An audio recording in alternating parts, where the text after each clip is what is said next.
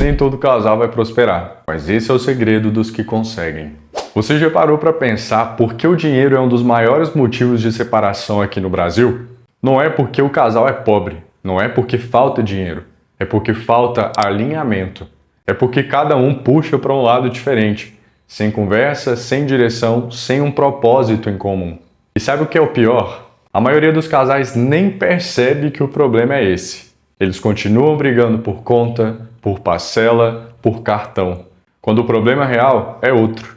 E é exatamente sobre isso que eu quero falar com você hoje. Antes de falar sobre orçamento, sobre investimento, sobre qualquer estratégia financeira, precisamos falar sobre algo mais profundo.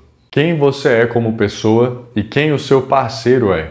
Eu falo de valores pessoais aqui, virtudes, de caráter, de princípios que guiam as decisões do dia a dia. Liderança, por exemplo. Um casal que funciona bem financeiramente tem alguém que toma as decisões com clareza, que não fica em cima do muro quando a situação aperta. Isso não é domínio, é responsabilidade. E os dois precisam exercer isso, cada um na sua medida, dentro do seu próprio papel. Maturidade é outra virtude essencial. Comprar por impulso, esconder uma dívida do parceiro, gastar mais do que ganha e culpar a crise. Isso é imaturidade financeira. E imaturidade financeira quebra e detona qualquer relacionamento. E equilíbrio.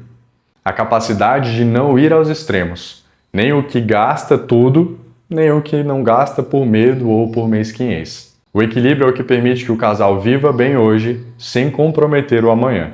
Quando os dois têm valores pessoais alinhados, a gestão do dinheiro deixa de ser um campo de batalha e vira uma parceria. E parceria é exatamente o que o relacionamento saudável precisa.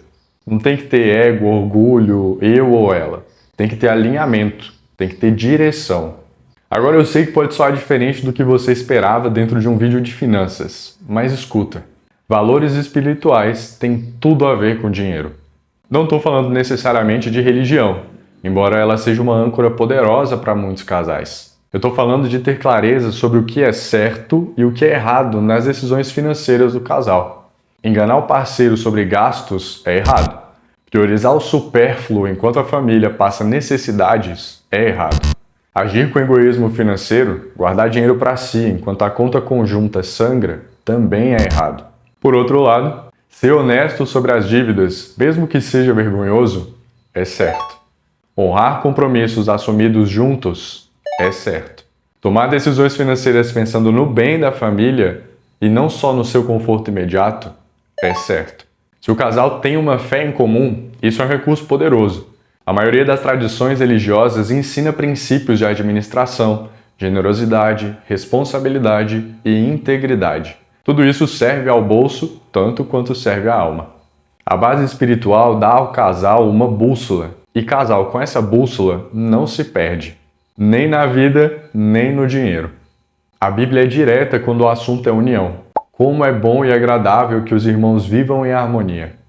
E esse princípio vai muito além do campo espiritual. Salomão, dito o homem mais sábio e próspero do mundo, escreve que 2 são melhor do que 1, porque tem melhor paga pelo seu trabalho.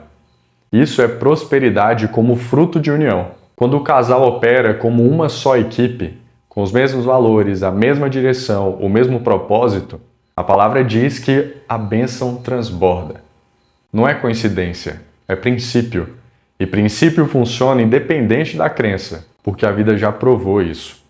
E se você quer melhorar a direção do seu dinheiro, se inscreve aqui no canal. Toda semana tem conteúdo novo sobre finanças pessoais, para você crescer financeiramente de verdade. Agora eu quero falar de algo que ninguém gosta muito de ouvir. Sacrifício. Construir uma vida financeira sólida como casal exige que em algum momento cada um abra mão de algo individual pelo bem do conjunto. E isso é difícil, é desconfortável, mas é necessário.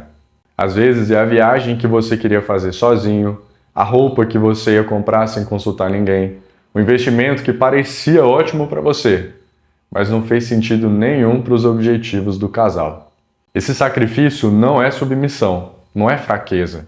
É uma escolha consciente de priorizar o time em vez do indivíduo. É reconhecer que o que vocês podem construir juntos é muito maior do que qualquer coisa que cada um construiria sozinho. E aqui entra de novo a questão do ego. Porque é o ego que faz a pessoa esconder gasto, é o ego que impede de admitir que aquela decisão financeira foi um erro, é o ego que coloca o eu acima do nós. O casal que aprende a sacrificar pequenas vontades individuais em favor de grandes conquistas coletivas é o casal que daqui a 10 anos vai olhar para trás e dizer: valeu a pena. E chegamos num ponto que eu considero o coração do assunto: o propósito em comum. Sabe por que muitos casais brigam tanto sobre dinheiro? Porque cada um tem um propósito diferente. E nenhum dos dois sabe qual é o do outro. Ou pior, cada um acha que sabe, mas nunca sentou para conversar de verdade sobre isso. O que querem conquistar? O que querem construir?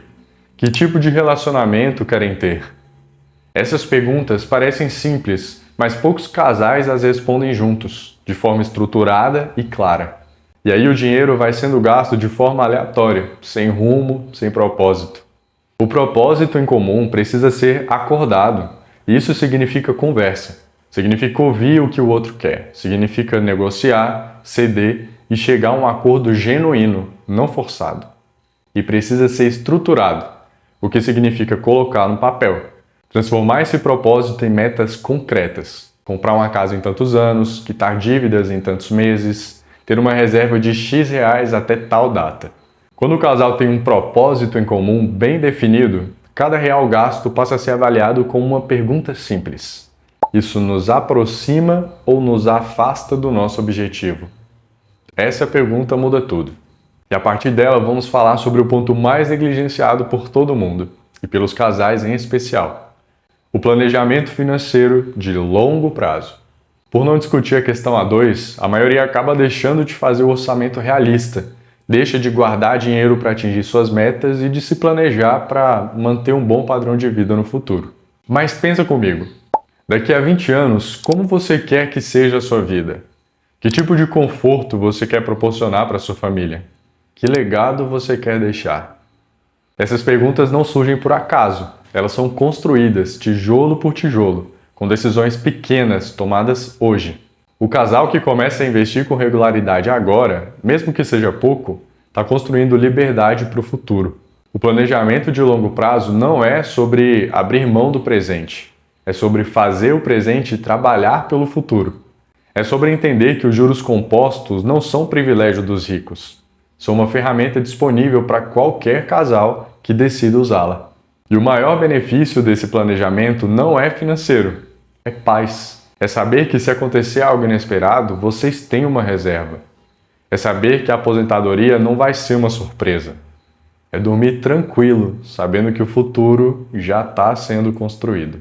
Então deixa eu resumir o que a gente viu hoje. Valores pessoais criam a base. Valores espirituais criam a bússola. O sacrifício individual constrói o time. O propósito em comum define a direção. E o foco no futuro garante que tudo isso vire realidade. Dinheiro em relacionamento não é tabu. É uma conversa que precisa acontecer. E quanto antes o casal tiver essa conversa, melhor. Mais cedo começa o alinhamento. Se esse vídeo te ajudou de alguma forma, compartilha com quem precisa ouvir. E no vídeo que aparece aqui na tela, eu explico uma forma de cuidar melhor do seu salário. Dá uma olhada. Eu sou Davi Prado e te vejo no próximo vídeo.